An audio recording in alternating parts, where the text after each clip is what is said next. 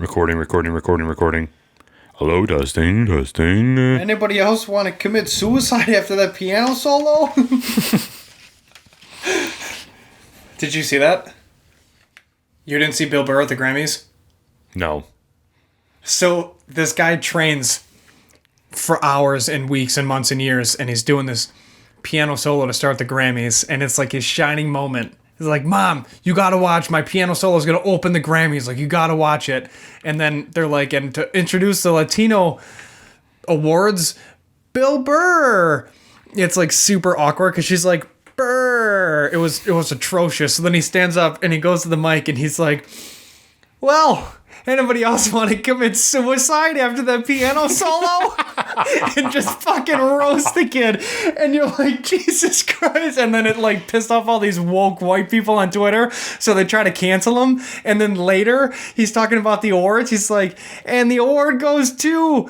I really hope I don't screw this up. He's like, why am I doing this? Some white dude trying to talk about the Latino awards, and everyone's like, he's right. Why is he doing this? And he's just roasting himself, and then it just starts trending on Twitter where they're like, you got to get him off, and they don't know who he is. Well, why was he doing it? Because he's like he won some fucking thing for a stand-up or whatever. Really? Yeah, like he got nominated for an award. For Paper like, Tigers? Do you want to host or whatever? And he's like, yeah, fuck it. And then he goes out and just insults everybody. Dude, I was crying. I can't believe you didn't see that. No, I saw that he was people were trending that he wanted to be, or he was going to be canceled, but I didn't see why. It didn't happen. Yeah, you don't obviously. cancel Bill Burr. No, he doesn't care. Yeah, and then He's a mess. yeah. Oh my god. All right. Anyways, let's rock this thing.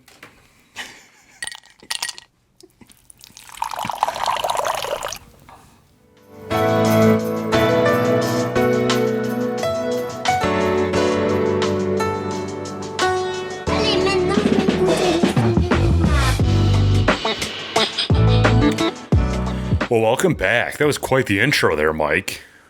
Yeah. We're keeping it in. Are you really? Oh, yeah, absolutely. Well, welcome back, everybody, to the Buffalo Happy Hour podcast, where we give our podcast to small businesses for them to promote themselves for an hour. If that's something that you're interested in, please make sure that you subscribe to our YouTube channel, hit the like button down below, and leave a comment on what your favorite part of today's interview was. Today, we're going off the rails. I mean, we already started with Bill Burr being canceled. We're going to be looking at Brazen Brewing, I believe is how they pronounce it. Brazen Brewing's beer. We got 4 of them in front of us. It's going to be a little taste test rate / extravaganza. And then we're not going to do a segment mini-series today because we're going to take a break for a couple weeks to see what we can do, what we can come up with. It was structured for like about 6 months. So now we're going to see if we can like keep improv. I mean, so far it's not going so well. So we'll see. We got sick of doing homework, so screw it. True. We're co-founders. We do whatever the hell we want. We do whatever the hell we want. So thank everybody for following us along for this long, and it's just going to be a good episode. So, Mike, at what point, like, what do you for being a comedian that you are? I'm just kidding. But like with a comedian, when would you ever cancel them? You can't. That's the best part about comedy. Comedy is special because you're allowed to make fun of the things you're never supposed to make fun of because it's comedy. It's never personal. It's just comedy. So at what point does a person get to a level where then it goes in place? Like if you and I go out there and we just start spewing out extreme, like crazy stuff that shouldn't be said because we're comedians, we're not comedians. We're 2 nobodies from Buffalo. But at what level do you get to that point? I don't think that point exists. That's the beauty of comedy. Really? It doesn't exist. That's the whole point of comedy, is to make light of the absolute worst situations in existence. But then can't you, like, anybody that's being offensive just say it's comedic? There's a difference between stand-up and just being a prick. Sure, yeah. But, yeah, I mean, to go to a comedy 1-hour stand-up, sit down at a comedy club, and then look for an excuse to try to cancel somebody or to take offense over something that's stated when that person is on stage is ridiculous. It doesn't even make sense. That's why one of our favorite comedians is the guy with the absolute darkest comedy in the industry. It's and true. You can't, how do you cancel that? You don't, no, shut up. Sit down. If you don't like it, don't watch it. Right. That's, again, it's freedom. No one's forcing you to spend money on a guy or woman and to enjoy their stand-up to then turn around and be offended. Stay home. Yeah, they like try to cancel their sponsors and everything. Like if they have a podcast, they try to cancel the sponsors of the people that they don't like either. Like I'm sure that for Bill Burr, when they were trying to cancel him, they went after MeUndies. Yeah, that or Manscaped. Yeah. And he's like, okay. His ad reads are probably worse than anything that he's been trying to cancel 100%. Absolutely. And if you take his sponsors, he's not going to stop. He doesn't care. Right. It's the same thing as trying to cancel Eminem. That's not a thing. That'll never be a thing. You don't cancel Eminem. He cancels you. That's true. That's the way of life. Who tried Machine Gun Kelly? Didn't he try to go after Eminem? Not for canceling reasons, but he tried to go after Eminem, and then Eminem's just like, sit down. Yeah. You don't even know what you're doing. Yeah, he's like, well, I've sold millions of albums. And he's like, I've sold millions of albums for one song. Like, I've gone platinum more times than you've ever gone, whatever, like, the third lowest tier is. He's like, you're a disgrace. Yeah. And then everyone's like, well, his song technically was better than M's response song. It's like, shut up. Eminem has literally nothing to prove.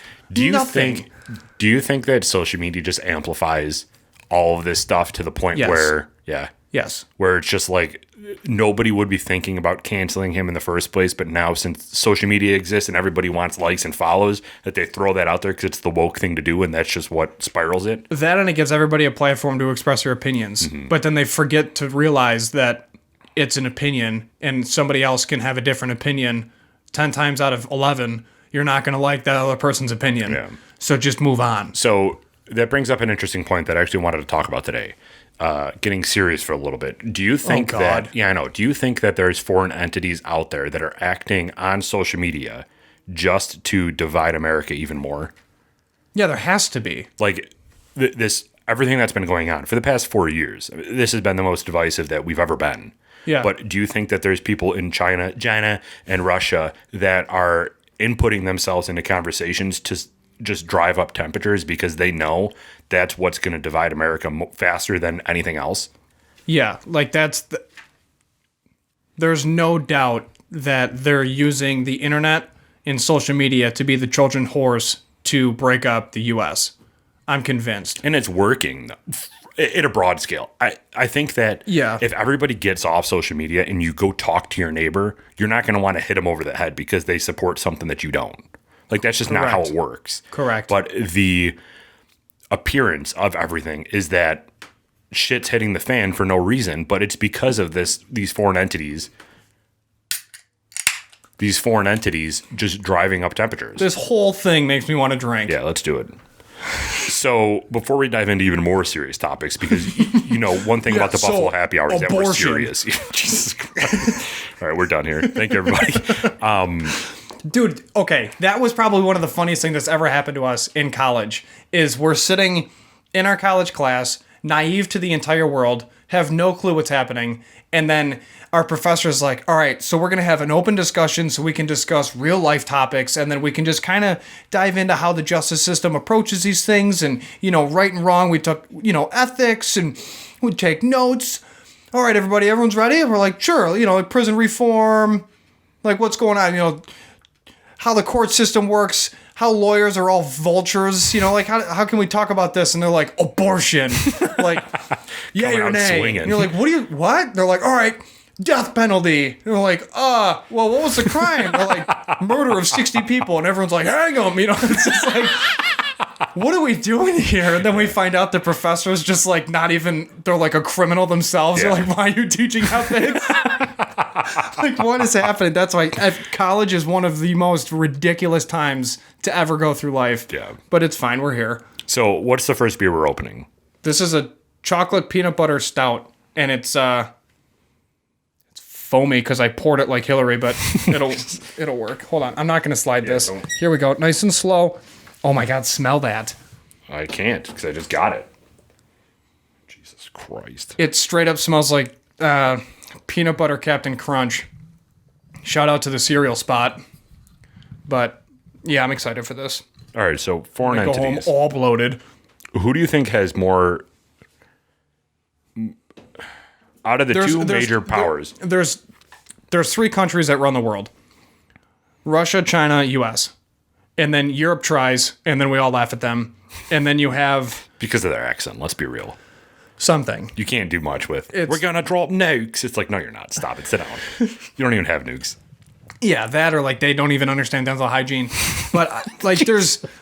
Oh, stop me when I'm lying. Stop me when I'm lying. So this is either going to get us a couple subscribers or we're going to lose all of them. So it's fine. We'll slowly gain them back. That's what 1776 was for. Speaking my language. But yeah, I mean, there's no doubt that those three countries or nations, not countries, but nations, are trying to figure out a way to get on top. Yeah. And that's... Who do you think has the most interest in, out of Russia and China, who do you think plays more into it? China. Yeah. They've come out right to say that they want to be the most powerful country by 2045 or something like that. So I went to my last NCOES, which is Non-Commissioned Officers Evaluation School, in the Army, and the whole thing was you have to complete this school to wear the next rank.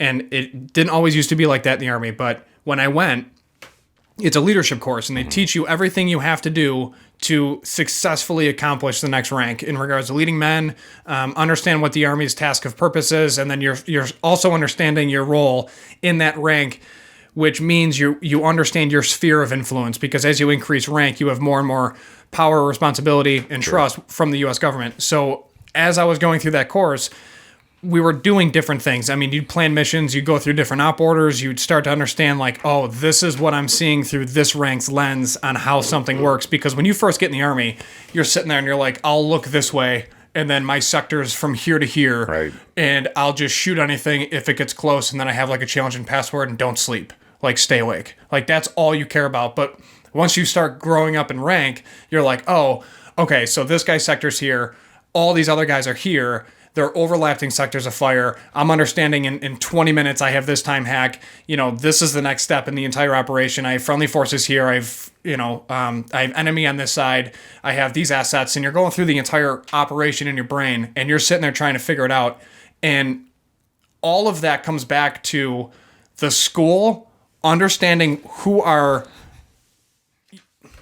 enemy that is basically of equal power. And they're like, there's two, but the biggest threat is China. And they were saying this 2016, 2018 timeframe. Like, they've always been our biggest threat. Like, dude, China is massive. And it's not just because they have billions and billions of people, but they literally create they reverse engineer everything that's available in the market. And that, is a massive threat for us. And I understand people are like, we'll give everyone the benefit of the doubt and hugs. That's not how this works. Yeah. Like, ISIS beheads kids just because those kids have parents that went against ISIS, or they're any Westerner, they just want to kill you because you're from the West. China just wants to take you out because you're a massive superpower. You've probably done something wrong sometime, like whatever. Mm-hmm. And they're trying to stay on top of those dudes play chess. Mm-hmm. So we have to think of things as everything's a threat, because if we don't, and everything's hunky-dory and open borders and everyone's friendly, we're going to get destroyed. Mm-hmm. And we can't allow that to happen either. Like, we've done too much in 250 years to just go backwards because of social media and because we're letting two nations dictate what we think. But that's ridiculous. The world government, let's put it that way, is run by the Chinese too. So how do we have... This beer is really good, dude. How do we control this? We conquer that. No, because you can't go in guns blazing. And they have, we have a world government, but it is... sanctions. We limit our interaction with them as much as possible because, believe it or not, they rely on us almost as much as we rely on them. But we also have the opportunity... Dude, this tastes like a carbonated Reese's cup. Yeah, it's amazing. We have the opportunity and the ability to do things ourselves. Mm-hmm. It'll cost a lot more money up front, but so what? Dude, we can re-employ 40% of Buffalo if we just went 100% with steel again. True. Think of the impact that steel would have in all the major... the steel belt. The whole Rust Belt would just start booming. That would be great for the entire country. But instead, we buy it cheaper from China because it's cheap. So it's like, what? Why? There comes a point where you have to understand, okay, there's ebbs and flows and there's give and take, but we still have to kind of, I'm not saying be Rand Paul and do nothing with foreign nations, but we can start backtracking a little bit and start bringing stuff back into house. Obviously, it worked out well. China's economy tanked during the Trump administration. Our economy boomed during the Trump administration. And the whole argument of, well, he took it over from this guy. Did he though? I mean, how many jobs actually came back into the U.S.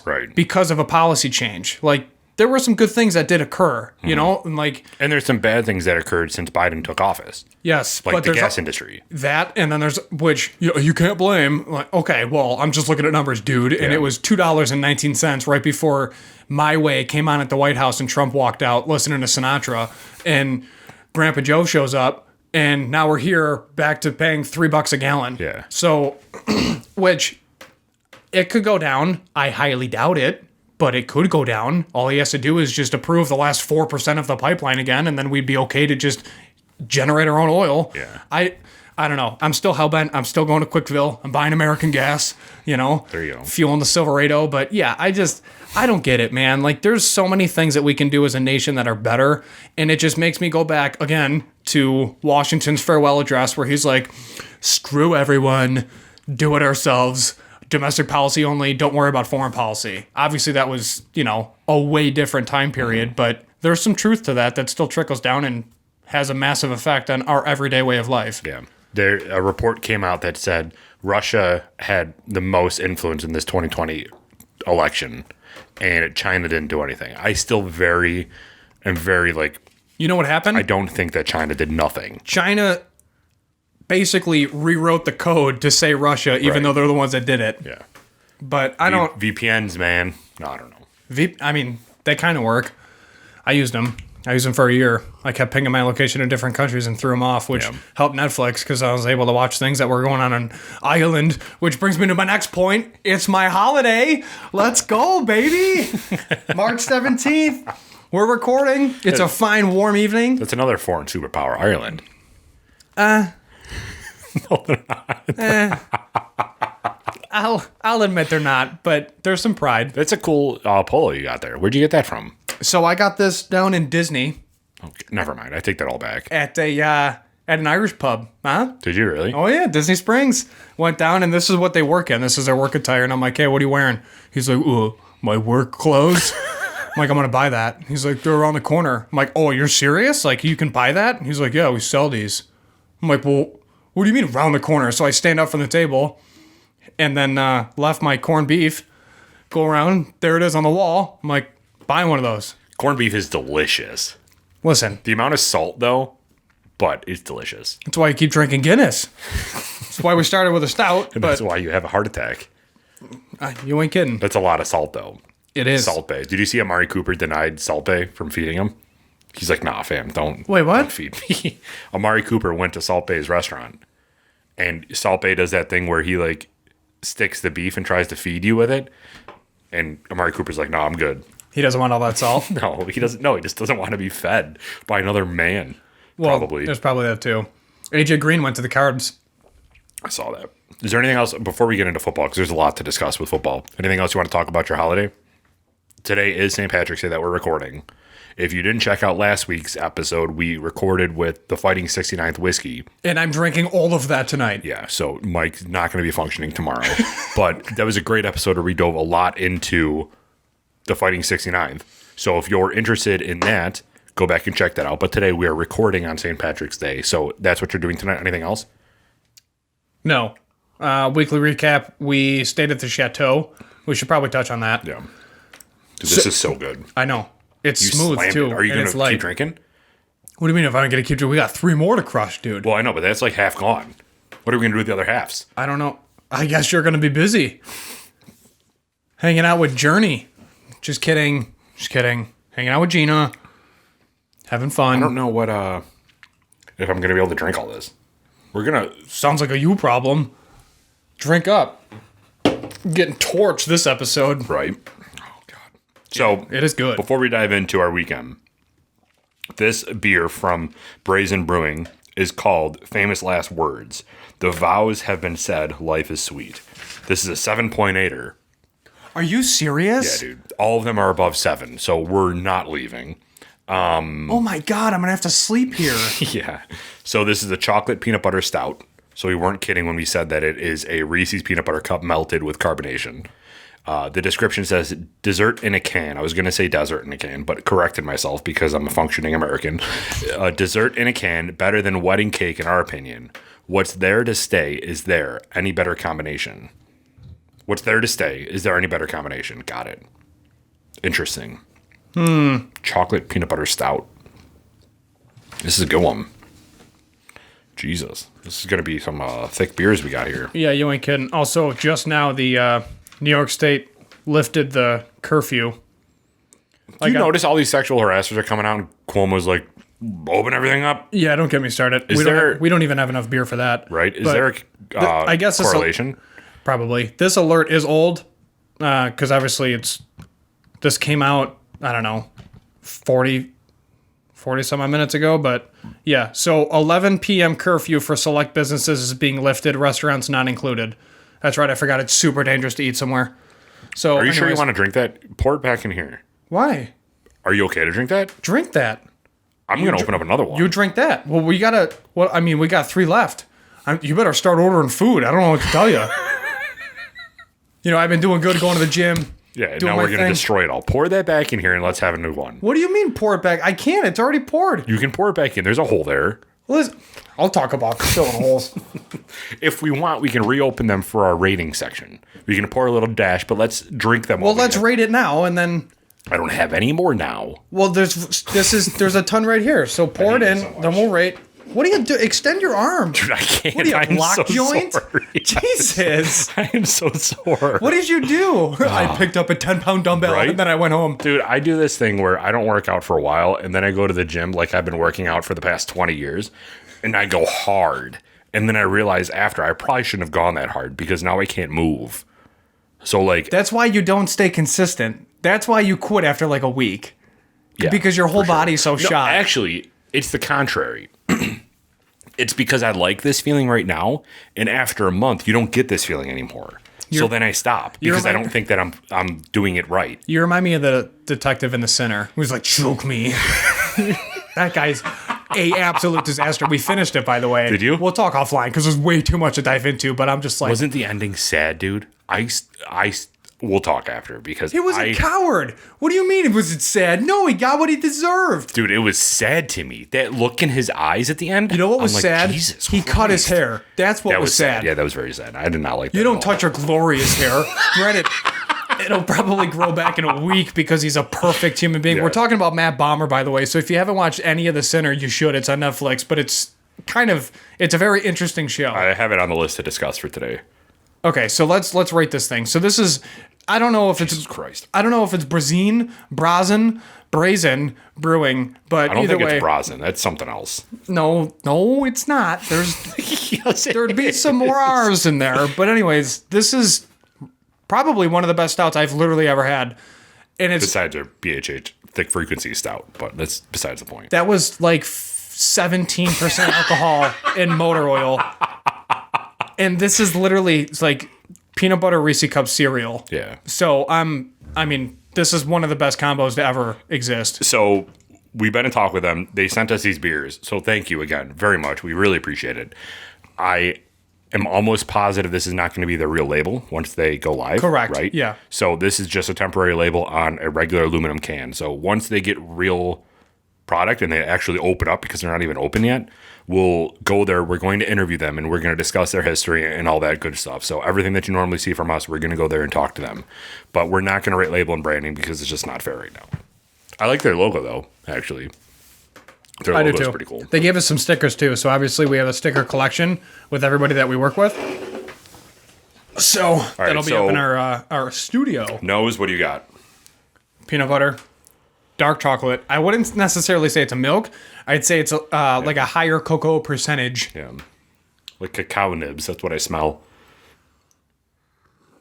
But you do get because it's got a little bit of that bitterness to it in the initial taste. Yeah, my shoes are all over the place on the chair rails. So this is what do you got on the bottom of your shoes? Nothing. It's just the rubber sole. I don't even know if it's rubber. I don't know what rubber it is. Anyways, the road. My rubber. Okay, so we got... This episode's a disaster. Do we even have enough time for all these beers? No, we're already at 25 minutes. Are you serious? Yeah, we're flying. We got a lot to discuss still about China. No, I'm just kidding. We're moving on. Okay, so real quick. Nose, I'm giving it an A+. It smells like you just leave the milk in from Reese's cup cereal. It smells like something I can't discuss on air. Which is a compliment. It's a very good thing. But yes, I agree. I agree. Taste, you get a little bit of that bitterness. So there's that kind of goes to it tastes like cocoa, not chocolate. Yeah, and it smells like when you open the lid of Nesquik, then you get the powder in your face, and you're just like, this is the best thing I've ever experienced as a 9-year-old. Yeah, that.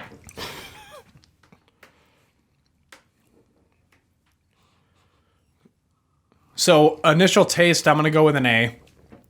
And I just don't understand why it's like so silky. Yeah. It's so smooth. It hits you with the carbonation quick. Yeah, but it's such a light carbonation. It's like a nice little fizz. It's not like pop or soda for all the weird people that listen outside of Western New York. Ending note. Okay, so nose A. Initial taste A. Yep. With peanut butter, cocoa, Nesquik. Nesquik, cocoa, however you want to say it. Ending note.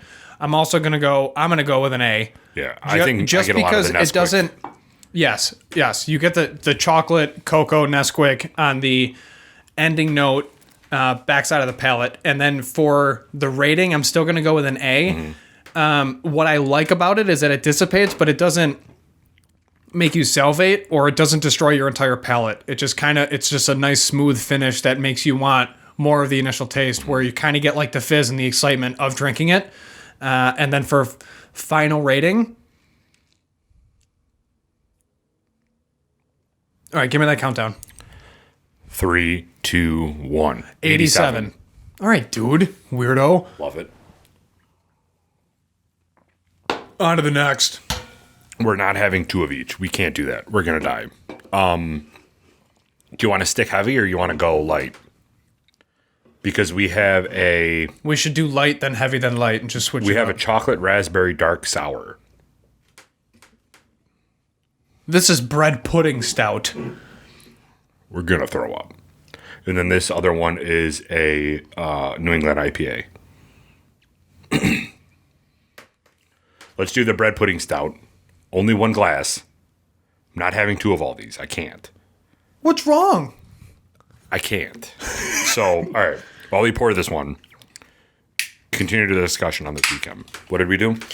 We went to the St. Lawrence Distilling's Chateau operation, basically. So, dude, this is like... That second glass was filling, bro. That's what I'm saying. I'm full already. Woof. These stouts are heavy. Dude, and they're all above 7. But I'm fired up, dude. This is 7.8. The one that we're drinking right now is going to be another 7.8. The New England IPA is a 7.9. And the more issues than Vogue, the sour is a 7. These are all too heavy for us to have 2 each. All right, we'll split them up. We'll split them up. That's what I'm saying. Fine, Dad. Christ. We'll do 2 today, and then we'll do 2 next week. Okay. You're good with that? Yeah, I'm good with that. We don't have enough time to talk about all these anyway. And when are we going to upload these? Both on Wednesday? ASAP. Both on Wednesday, though? Both whiskey reviews on Wednesday? We'll talk offline. You're asking me all these questions. I got to answer your first question about St. Lawrence. What do you want from me? Okay, so St. Lawrence Distilling Chateau Operation Stay. So they have a tasting room that's technically downtown, which means it's just in town. And then the distillery and Chateau are on the same property, but they're 2 separate entities. And the Chateau is like this super nice, fancy, bougie hotel accommodation that used to be the Fairview Manor. And that stood for the estate, the house, had a fair view of the St. Lawrence River, no matter where you were in the house. So the windows were designed to specifically bring in the light and then show the scenery. The color scheme of the entire premises is black and white. So that way you're not diluted with colors on the inside. You're just focused on everything and all the beauty on the outside. It's shaped in a half circle. So it literally kind of matches the terrain, but it's also allows the ability to have a fair view in every room. So it was a beautiful stay. The rooms were gigantic. There were no TVs. There was a bar downstairs, top-end chef. That was the youngest sous chef for Emerald, like ever. And then he was the pastry chef for Wolfgang Puck. So the food was he probably sensational. knew what he was doing. Yeah, so yeah, I hope so. The food was sensational. And then we were essentially allowed to just kind of hang out with Jody, who's the owner, him and his wife. His son's the head distiller. Went through their entire operation, learned about their fermenters and their whole cooking process and kind of the magic behind their spirits. And then we went to the tasting room. And then once we were in the tasting room, it all came full circle because we were allowed to enjoy every product they had. Yeah, whatever we wanted. And the whole tasting experience was incredible because it wasn't outrageously expensive. Yeah. And you were getting awesome pours, and then you were getting the full story behind each spirit. And the whole Admiral collection, everything about it was great. The locals were there. They were hanging out. Most of them subscribed and liked what we did on social media and then on our platforms. So they're excited for the interview. We stayed at the Chateau, had an incredible dinner with cocktails, went to bed, woke up, and didn't want to leave the bed. And then knocked out the interview, went back to the Chateau, conducted brunch. And then after brunch... It was fantastic. Yeah. And then Except after I found brunch, out real quick, I'm not a fan of Bloody Marys. Yeah, you did find that out. It was like the perfect Bloody Mary. It's just you don't like Bloody Marys. Yeah. And then we left after brunch and then drove 3.5 hours home. It was just great. It was a great weekend getaway. Highly recommend. Our Google review is up if you wanted to read that and take a look. But then our interview is going to release with them in the coming weeks. So we're stoked. I mean, it was just such a cool experience. We bought a bunch of bottles of their spirits, so that's already up on the top shelf. Yeah, but their spirits are so consistent and so good. Yeah, which was weird. I've never tasted that much butter on my palate in my life in regards to any spirit that we've ever done. Yeah. So I'm excited for future collaborations with them and just working with them in general because it was fantastic. So this is It's Complicated Bread Pudding Stout, 7.8 ABV. And this was canned just last month. So this says it's when things get complicated, reach for the comfort food. So 7.8 bread pudding stout, a sweet malty stout brewed with copious amounts of Madagascar vanilla bean, raisins, cinnamon, nutmeg, and cardamom. This beer feels just like that decadent winter dessert. We only wish we could serve it to you warm out of the oven. Yeah, but cold beer is amazing too. Although now I kind of just want We're bread definitely pudding. we're definitely doing the other two this next week because the next interview is Reed, so we can just do it with that. Too easy. So let's taste this thing. Let's do it.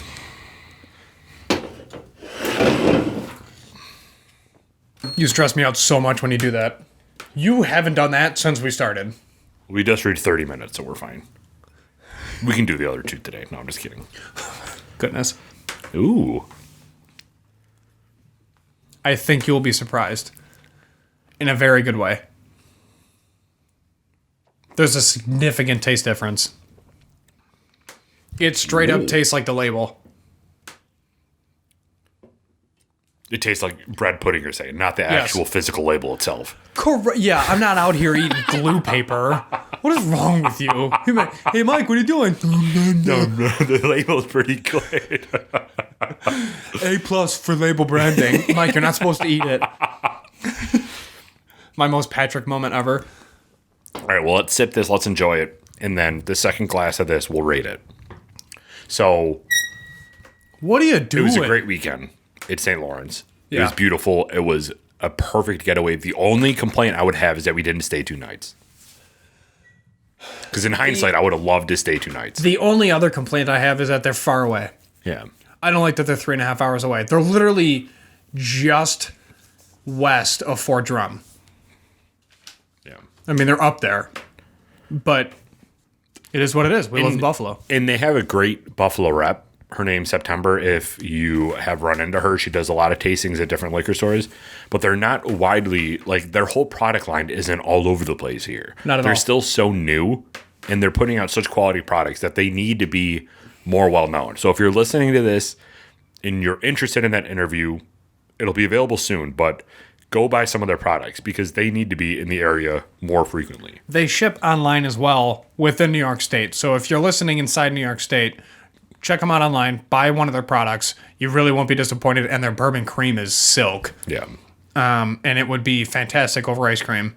So check them out. I mean, it's a lot of what they do is great. So there's no complaints on the product side from us at all.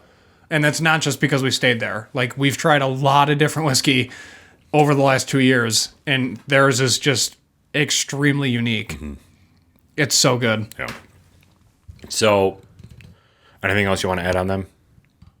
No, thanks for allowing us to come out and work with you guys. It was awesome. It was a good time. And then, otherwise, so the Irish came over as slaves, and then they had to work as indentured servants. No, I'm just kidding. But that did happen, so we'll talk about that later. Yeah. It's fine. We already talked about it, kind of. What, the Irish being enslaved? No, we didn't. No? No, we never We didn't talked learn about that in history class? That's never really talked about. Know why? Because the Irish grinded to become the teachers to talk about the real world issues, not just how we ran out of potatoes and left. Because that's what was taught for the most part. The potato We famine. ran out of potatoes and left. Yeah, the potato famine. But it's fine. So, you know what's interesting? Oh, don't. Hold on. You know what? Send it. Because this is probably going to be something ridiculous. Property lines. I was listening to a podcast today, and No free shout outs. We're not even going to mention you. no, absolutely not. They don't need our help. It wasn't Joe Rogan for once in my life, but they brought up an interesting point about we know your property lines because normally there's a fence. Like, your fence outlines roughly where your property line is, give or take a couple feet, because you can't put it exactly on the property line, so on and so forth. But what about vertically? How high does your property go, and how low does it go? Well, there's a thing called G airspace. I know that. And that's essentially if you're flying below 10,000 feet, but above, I think it might be based on ceiling height. But yeah, anything below 10,000, I believe, or 13 is G airspace. So that's where, like, you'll fly Cessnas and smaller 1 to 2 person planes, a prop propeller, and then you'll fly to like Hamburg Airport or Lancaster Airport. You could land at Buffalo Niagara, but you might be in a holding pattern for a while when you're coordinating with ATC and all that fun stuff. But yeah, there's G airspace. I don't know how high your personal property goes. Like, if I wanted, like, let's say you and I have been discussing for a while that how sick would it be if we had a compound? You and I move out to the country and we build connecting portals, Okay. like connecting areas. If I wanted to do that, and let's say we had a neighbor in between us because we couldn't find 2 spots right next to each other. So we are like one spot, a neighbor, and then your spot. Could we build high enough to then go over his property line and we can, like, that'd be free? Have you Googled this? No, I didn't. I literally just saw it on a podcast because they were talking about living on Native American land or something like that, and not Native American land. It was minerally dense land. And the landlord who owned the land prior put a clause in their mortgage that said any minerals that are discovered underneath the property line is natively his. But, like, I can't imagine your property line literally goes down to the center of the earth. That doesn't seem reasonable. So, like, is there stipulations in real estate that says you own the property that you're on, your basement, and then, like, 2 feet lower than your basement, and then, like, 2 feet higher than your phone lines? Like, I don't know. So it's not what is the altitude limit of your personal property? That's the question. The question is, how low can aircraft fly? I mean, so that's kind of the way that it's worded. Oh, that's what. And then it comes into the FAA. So there's no specific altitude, and that's what I believe to be because of different sea level altitude heights. Sure. So even though you're on the ground, you might be higher. So the sea level of Buffalo's low, El Paso's high, right? So The government considers the public highway to start around 500 feet in uncongested areas and 1,000 feet otherwise. So flight over private land cannot interfere with the enjoyment and use of that land. Now, how low can planes fly over my house? That was the question asked. The regulations usually require that pilots fly no lower than 1,000 feet over built-up areas or 500 feet over any other area, i.e. like open fields. We may investigate low-flying incidents. You can report a low-flying aircraft by completing a report for a low-flying aircraft form, along with any information to support your complaint, and that's from CASA.gov. Can you Google really quick how high you can fly your drone before you have to report it to the FAA? Because I know that if you have a drone, you have to report it as you reach a specific altitude. So that might be a starting point of figuring out how high your property line goes before you have to report. 400 feet. Okay. And the max speed is 100 miles an hour. So I wonder though, like if we were able to get an architect, like if you and I had unlimited money, which we basically do right now, but if you and I had unlimited What is wrong with you? Are you testing to see if I'm listening? Yeah. I don't know if you forgot, but I'm wearing headphones, so your voice is directly going into my ear canal. But if you and I had unlimited income where we could build a bridge over somebody's house so architecturally sound that there doesn't need to be a middle beam that goes down into the middle of their house, could we do it if it's high enough? Or low enough? Like if we built an underground bunker for our podcast stuff, which we've said that we're going to do eventually, like that'd be sick to have a meeting spot with the bunker there that has all of our guns, aka my... Why don't we just move to Tennessee and buy 40 acres? Because that doesn't and be done with fit it. this question that I'm sending you. Like if you lived 2 houses down, could we dig deep enough that it's unoccupied land at that point? Or would that house just not? No, it would. That house would be fine. If we dug 200 feet below the ground and it was only 7 feet wide, I think we could do it. Do you want to try it? You want to talk to a town? If you dig far enough, you'll reach China. Well, that's what I'm saying. Yeah. Yeah, I mean, we can't just keep digging because then, we'll just start eating Why rice was that a paddies. thing? Is China on the direct No, opposite? it's not. They exactly. proved that. So Yeah. why is that even a thing? Some parent probably made it up and then it just became a thing. It's the same question you asked about staring directly at a TV or a microwave. Yeah. They're all myths from our parents that we didn't look like idiots in public. More myths. If you have your cabin light on in your car, you're going to get pulled over. That's not true whatsoever. In this state. It's funny how you pass across something that somebody else posts and realize how similar we all are. Oh, yeah. Yeah, all the memes about 90s kids. It's wild. Yeah. Like those 3 right there. I can guarantee you if you're listening to this, you've heard once on the beach, if you dig far enough, you're going to reach China. That's not true. How did that myth get spread across all of our viewers? I wonder if China... Yeah, how did all 4 of you know this? Yeah. I wonder if in China they say, if you dig far enough, you're going to reach the United States. So keep digging so we can conquer them. Right? Probably. That's how we're going to reach them. But seriously, that's weird. What's Russia's? And do they say if you dig far enough, you're going to reach Australia? No, if you dig deep enough, you'll find oil, and we need oil to run our economy, so dig. Or the bodies that I've killed. Well, let's calm down, because now they might show up. Look out for elbow tattoos. If you know, you know. Anyways, moving on. But yeah, so The Sinner. How's it going for you? You're done with it? Yeah, we finished it. What were your... Overall, what was your thoughts of the series? Was it a good watch? Was it a bad watch? Because at first you were a little, dude, what in the world did you make me watch? Oh, I still am. Nothing has changed. The crazy thing about The Sinner is that, for those that don't know, it's 3 seasons, 8 episodes per season, 42 to 45 minutes per episode. There's one consistent character throughout the entire series, and that's the lead detective, and basically each season consists of one case, and then there's a different victim or suspect per se that plays the main character that you follow. So the first season's all Jessica Biel, and this lead detective. And then the second season, it's a little boy and this lead detective. And then the third season is Matt Bomer and the lead detective. If I butchered a name, I sincerely apologize. I'm a massive fan. Thank you for all you do. He's perfect. I know he So, anyways, I work with boomers, so that's why I always go with Bomber and Boomer. And anyways, it's probably Bomber, and he's perfect. So, all right. So basically, it's a movie split up into 8 episodes per season. That's a good way to put it. So you have no clue what's going on at all until the final 2 episodes of each season, because then they tie up all the loose ends and answer the same questions that you're asking. So it's fascinating. It's super dark.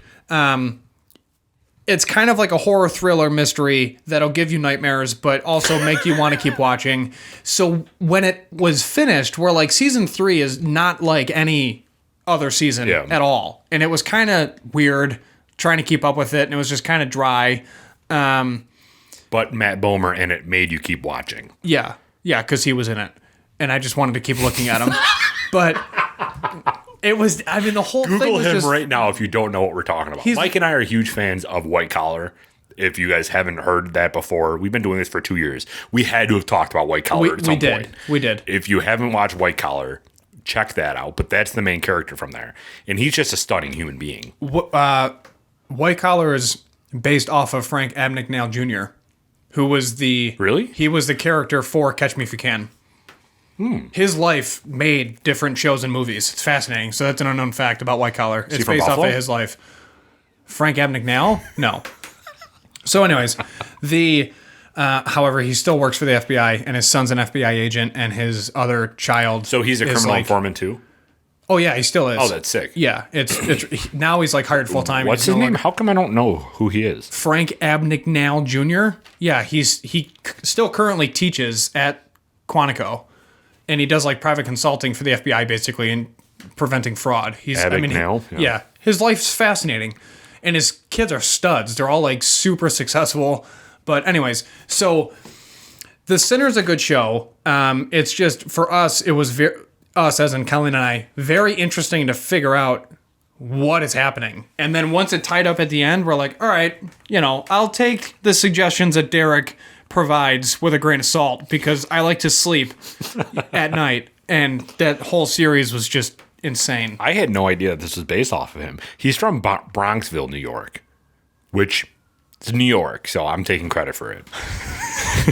Sounds good. Also, dude, fun fact for all the women out there, Susan B. Anthony's buried in Rochester. Really? Yeah, I didn't know that. Why for all the women out there? Men are probably interested in that too. I mean...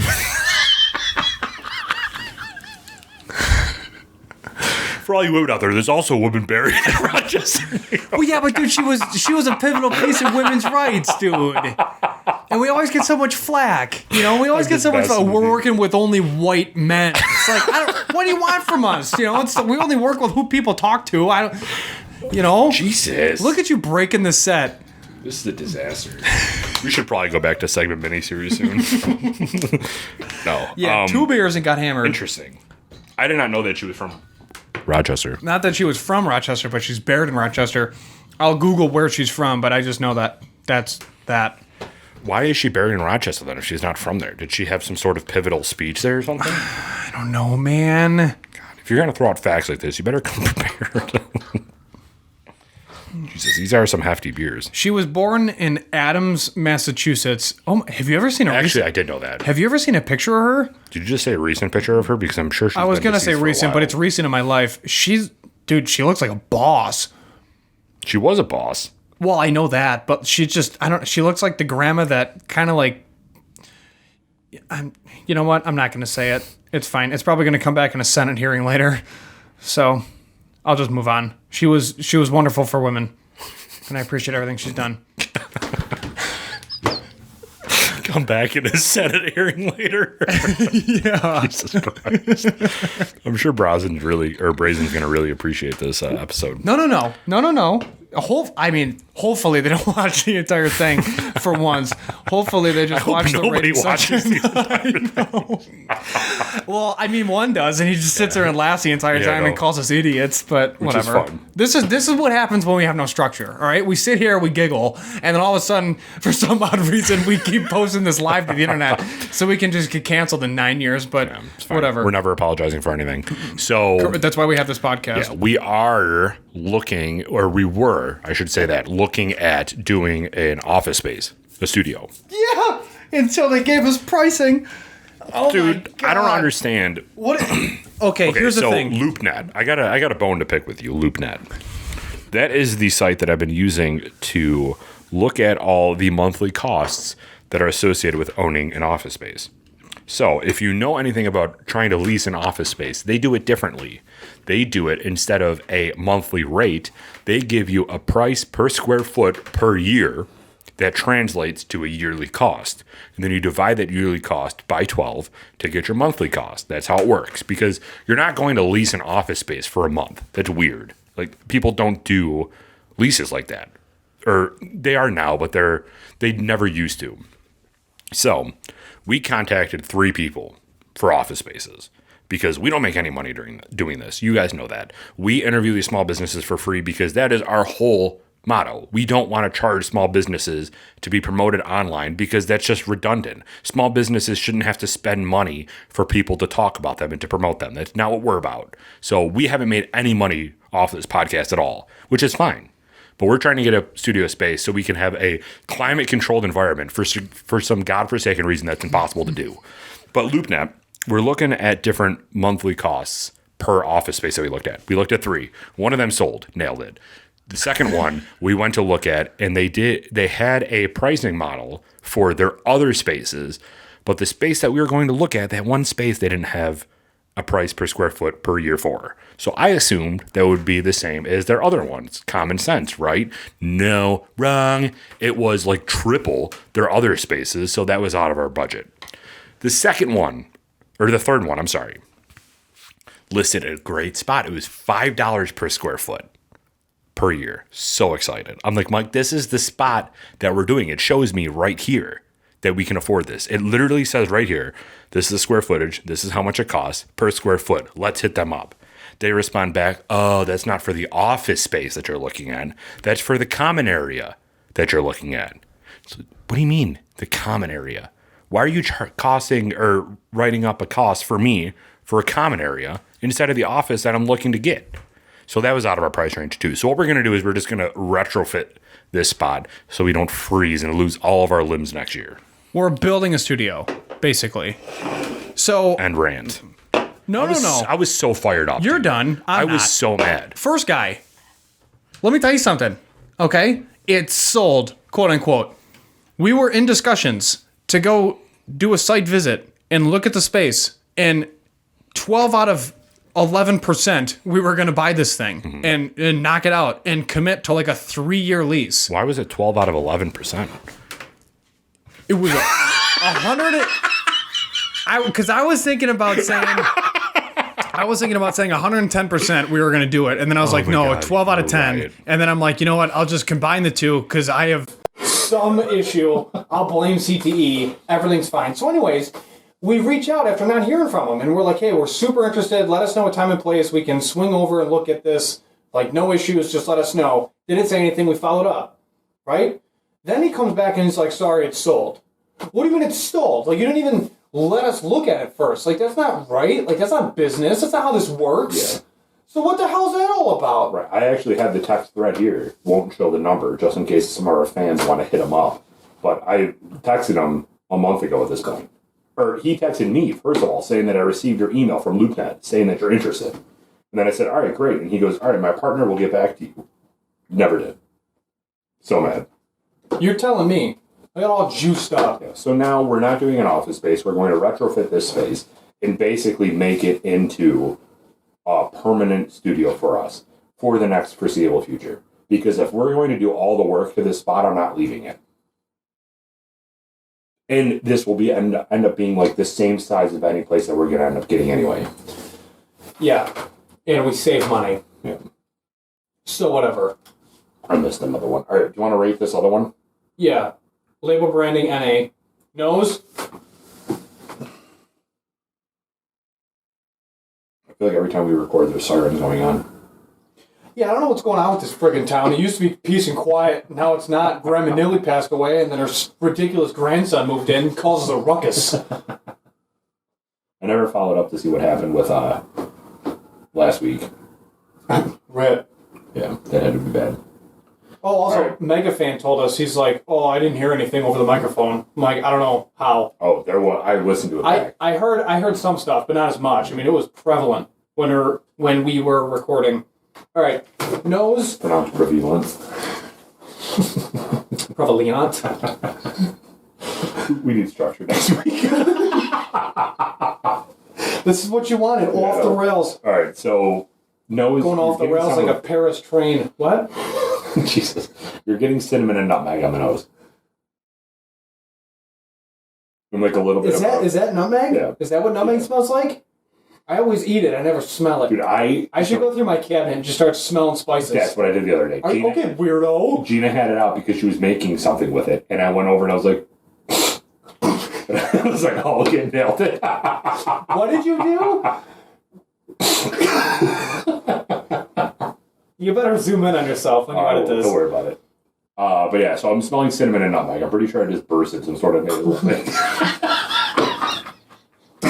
You just start your throat again. All right, cinnamon and nutmeg. All right. Yeah, cinnamon and nutmeg. I agree.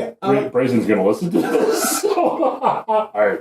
Anyway, B+, so cinnamon and nutmeg. B+. Yeah. And so what's upsetting is that we literally had this after we've had one of the greatest smelling beers we've ever had in our life. Mm-hmm. So I'm going to go B+. It's not unpleasant. It's a great smelling beer. It's just not peanut butter chocolate. This is literally bread pudding. Right. So the initial taste. Have you ever made a banana bread? Banana bread, bro? Yeah. Yes, absolutely. Multiple times. Obviously, this doesn't taste like banana, but that texture of banana bread where it's nice and, like, moist. The ending note? And amazing. I'm getting on the initial taste. Don't say the M word. Moist. No. Very moist.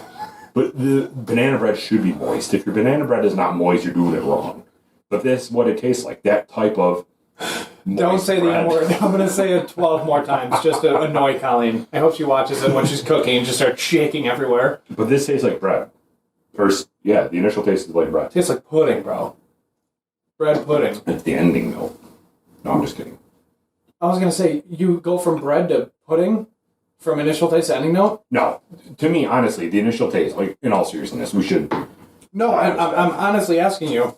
Because I'm straight up getting like a light... It doesn't taste like bread to me at all. It tastes Really? it tastes more like a pudding. In regards to consistency in your mouth. Like, it's not super filling. Like, with 100% or 95.5 rye, you're like, oh my god, it's like drinking a loaf of bread. Because you're literally getting all of the wheat and all of the rye and everything else. Whereas this... It's still very... I don't know how they made it this smooth. Especially for a stout. It just kind of blows my mind. But, yeah, for me, from a consistency standpoint, it's more of a pudding than a bread. Like, if I drank a snack pack, Sure. it would be like this. From mine, I'm associating the taste, and maybe the taste that I'm getting from the bread, from the banana bread, is because there might be some cinnamon and nutmeg within the banana bread. So maybe I'm tasting more of a cinnamon and nutmeg taste to it. But to me, I just get pulled back to a time where banana bread just came out of the oven, and you have that first slice of banana bread, and the bite that you take of it, that doesn't have any banana taste to it, but it's just fresh, moist bread. That's what I'm tasting. Yeah, I'm with you. I agree. I agree. So I'm going to go with an A. Yeah, A on the initial taste. Ending note, there's such a light carbonation to this initial taste. It's not that it's flat. It's just such a smooth beer. I want to work with, like, I honestly want to brew with them. Because this is fascinating to me. I don't understand how they're able to do this. And it goes, like, everything stays in, like, the initial taste. And, like, half of the ending note. You get a little bit of an ending note to it. But other than that, it just dissipates and goes down like water. That's it. And then you get a little bit of fizz on the sides of your mouth, but it's nothing that overwhelms your palate by any means. It's just like, wow, that's a really good beer. Like, that's the impression. That's a really good beer. Mm-hmm. All right. So ending note. A. What are you getting? Like a little vanilla on the end. Yeah, it's kind of it's like a vanilla caramel mix, and then just like the silkiness of like melted butter on banana bread. Like when you have I can't believe it. I just can't believe it. Butter on a piece of banana bread, and then you eat it, and it's all melted. The bread goes down first, and then you have the lingering after effects of the butter that slides down your gullet afterwards. That's what this is like. It's that silky and that smooth going down your gullet. It's incredible. What are you doing? What are we on a playground? All right, final rating. That's what I was thinking about. All right, give me that countdown. 3, 2, 1. 85.5.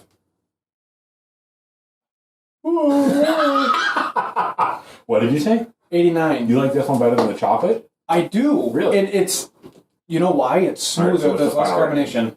Come on. Are you serious? 85.5 and an 89. It's 3.5. 86.5. No. 87.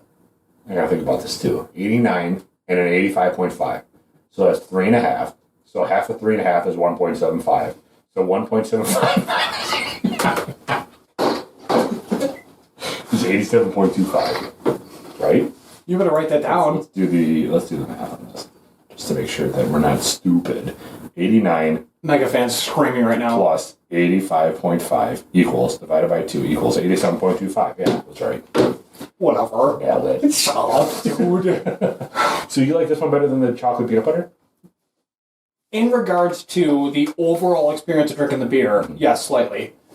Which is why there's only 2 points between. From a tasting, just strictly tasting profile, I would still go the first one, peanut butter chocolate. But this has less carbonation, it's smoother, and for me, because I'm not a massive beer guy, it's a more enjoyable experience just because it's a smoother experience from start to finish. Yeah. I will say, on the chocolate peanut butter one, you don't get as much heavy malt that's associated with that stout feel. Right. Like the stout for me, and maybe this is just for me personally, but the stout for me is always very, very heavy with malt. That first one was very heavy, not with the malt. The second one was very malty, not with the heavy. So I feel like I could drink more of this one because I didn't feel as full. That first one, I felt very full after that. It might be because of the carbonation, too. Sure, good point. But yeah, interesting. Brazen, whatever you are, we need to talk with them. We need to have them on an interview. Yeah. I love these two beers so far. Yeah, they're really good. Maybe it's because it's like they're so different. I'm excited to try this New England IPA because this is more similar to what you and I have rated for all the other beers that we've had. So this one will be very good. And I'm interested to see how that compares. Jesus, I'm gassy from these beers. But that's going to be more of a direct comparison on what we've tasted throughout the other beers. But so far, these are home runs. I like these a lot. Yeah. I agree.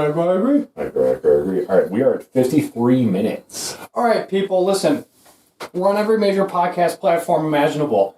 Please subscribe on YouTube if you are not. We need to increase our subscribers. So that way we can enjoy the benefits of working with YouTube more.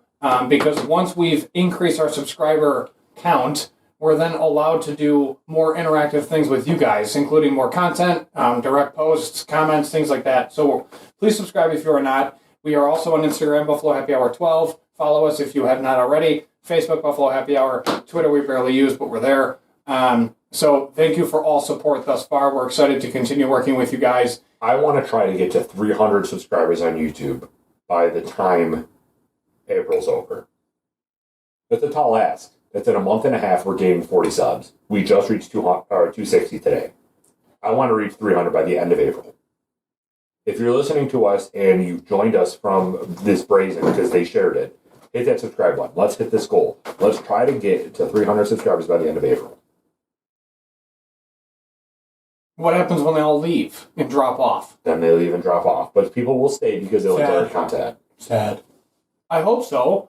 I mean, all we're trying to do is just promote small but local businesses. If you think about it, so I was thinking about this the other day. The amount of, if we were a bigger podcast, which we will be eventually, it's inevitable. If we were a bigger podcast, do you know how much publicity we give one business? I was thinking about this the other day. So we went to St. Lawrence, right? We posted on our story all the time. So that was 2 days worth of story posts. We have reviewed some of their whiskey, which we're going to review we reviewed a second one, and we're going to review a third one, and probably a fourth one at that point. We post on our Instagram for all the posts. We do a Wednesday post, we do a Google review, and we do cocktails for 2 days. We post at least 10 different times for each small business that we do. That's insane. So if you guys know of any small business that either doesn't need help and just wants to be on to further promote themselves or needs help, let us know, because we are more than happy to come check out their small business, feature it on our show, and if they do beer or if they do liquor, we'd be more than happy to post about them 10 times, because that's just who we are. We like to give small businesses a free platform to promote. That's it. So subscribe to us on YouTube, follow our Instagram and our Facebook at the Buffalo Happy Hour and at the Buffalo Happy Hour 12. We are on all major podcast platforms, like Mike already said. We have a lot of things in the works, and we have a lot of improvements in the works as well. So if you know anybody that would be interested in any of this content, please share it, and let's get to 300 subscribers by the end of April, because that would be a huge milestone for us. Absolutely. We appreciate all of you. Please remember to drink responsibly, be a good person, and Michael? Do not